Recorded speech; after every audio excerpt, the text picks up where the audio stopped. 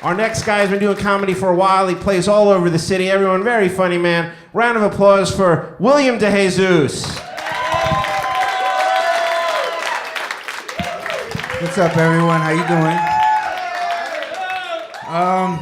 2.5 years ago, I was diagnosed with testicular cancer. So I had to have one of my testicles removed. But knock on wood, I've been cancer-free ever since. Thank you. I gotta say though, it's the one time in my life that I wish I was Italian, you know, because stuff like this happens to them, they make cool mafia names out of it, you know what I'm saying? Like Frank, right? Like Frankie Four Fingers, you know, Nicky No Nose. I could have been Willie One Nut, you know? That's it, no questions asked, right? Straight to the point. Instead, my friends call me Uno. How uncool is that, right? I'm named after a damn card game and a bad pizzeria joint. And my friends know how to stick it to me too, man. They say stupid stuff like, yo, Uno, look on the bright side. If you ever want to have a sex change, you're halfway there.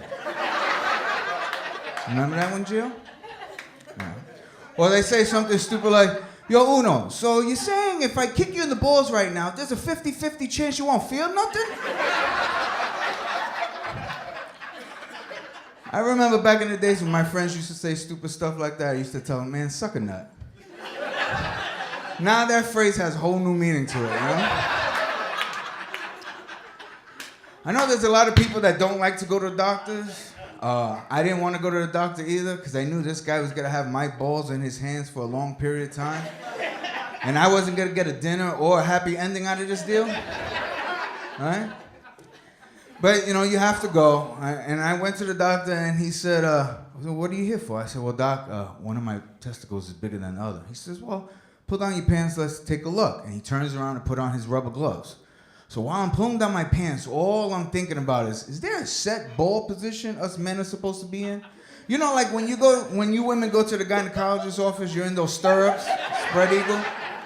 Like, should I be laying down, waiting for him to turn around, or standing up, holding? You know? So he turns around and I'm there cupping them, and he's like, wow, that is big. And I'm like, doc, thanks, but you know, how about looking at my testicle now? He deserved that one, right? So he sends me from one doctor to another doctor to another doctor. If I told you how many people saw my balls in that one day, you would think I was supposed to be on that Dateline show To Catch a Predator with Chris Hansen. It was really sick. So then I finally go to the last doctor, the one who's gonna do the surgery on me, and he asks me if I would like to have a prosthetic testicle put in. I'm like, damn, they make these things? I'm like, yo, it'd be cool if I could get a bionic ball, right?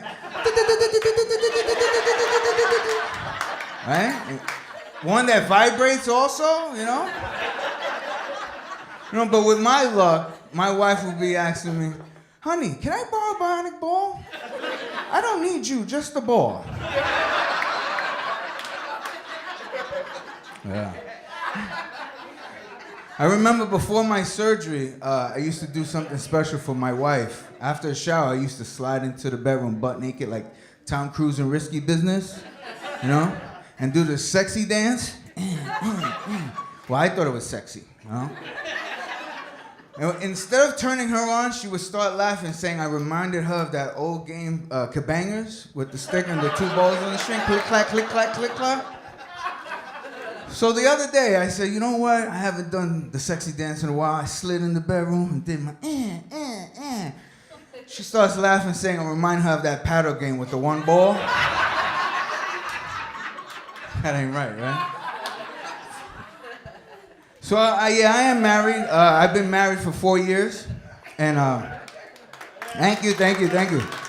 We had a beautiful, typical Puerto Rican wedding. Her 14-year-old walked it down the aisle. Yeah, it's been to those. And our 4-year-old was the ring bearer.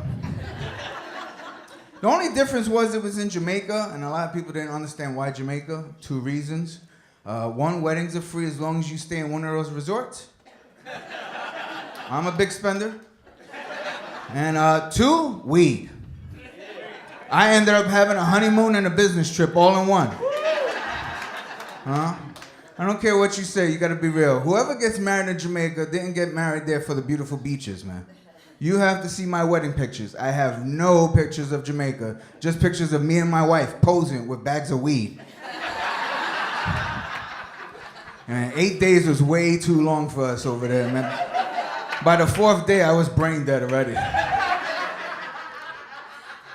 Man, we bought so much weed, we put it around our honeymoon suite like potpourri. I don't understand why people say secondhand smoke is bad for you. When I smoke around my kids, they sleep for hours. Who needs a babysitter, right? I'm gonna tell you when I knew my wife was the one. We started dating and we were outside smoking weed together, you know, like lovers do. And the cops saw us, and they started walking towards us. And before they could get to us, my wife swallowed the blunt, lit and all, like a trooper, right? And she looks at me and she says, if they ain't got shit, if they don't see shit, they ain't got shit. I looked at her and I was like, oh, would you marry me? Thank you, folks. You guys have been great. Have a good night.